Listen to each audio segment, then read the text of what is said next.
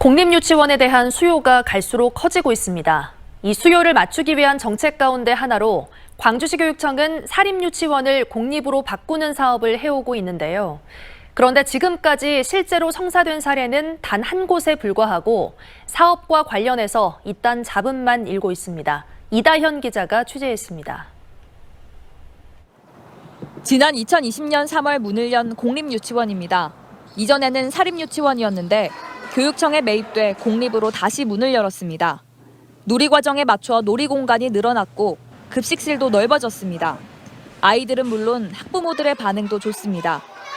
국가의 지원을 받고 국가 수준 교육과정을 운영하고 있는데 저희들이 저소득층이라든지 유아라든지 그다음 한부모 가정을 중점을 두고 운영을 하고 있어요. 그래서 어머님들이 굉장히 호응도가 높습니다. 정부는 지난 2018년 10월 유치원의 공공성을 강화하기 위한 방안으로 매입형 유치원 개원을 추진해오고 있습니다. 이에 따라 지난 2019년부터 광주시 교육청은 사립유치원을 사들여서 공립으로 바꾸는 사업을 해오고 있습니다. 광주시 교육청의 당초 목표는 22년 3월까지 매입형 유치원 5곳을 개원하는 것이었습니다. 그런데 지금까지 성사된 사례는 단 한 곳에 그치고 있습니다. 2020년에는 코로나로 사업이 보류됐고 지난해에는 잇단 잡음만 일다 아무런 소득 없이 사업이 마무리됐습니다. 한 사립유치원이 신청 서류를 허위로 꾸며낸 사실이 드러난 겁니다.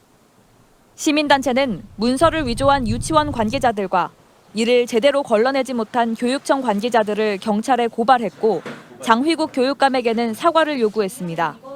수사 결과가 진전된 상황에서 그 누구도 책임지지 않고 있는 이러한 상황들, 이렇게 사회적 논란이 더 커지기 전에 교육감이 입장을 밝히고 대시민 사과를 해야 된다고 생각을 합니다. 급기야 뇌물수수 논란까지 일었습니다. 해당 유치원 사업자가 지인을 통해 매입형 유치원 선정위원으로 있던 최영환 광주시 의원에게 수천만 원에 달하는 뇌물을 전했고 실제로 선정까지 됐던 정황이 발견된 겁니다.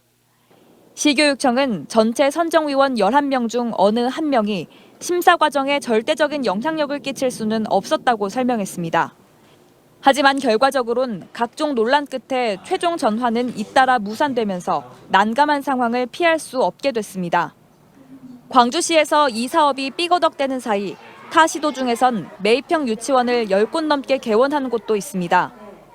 당초 1차로 지금 추진했던 사업은 종료된 사업이고요. 네, 금년에 추진 계획을 수립해서 다시 한번 재검토에 들어갈 계획입니다.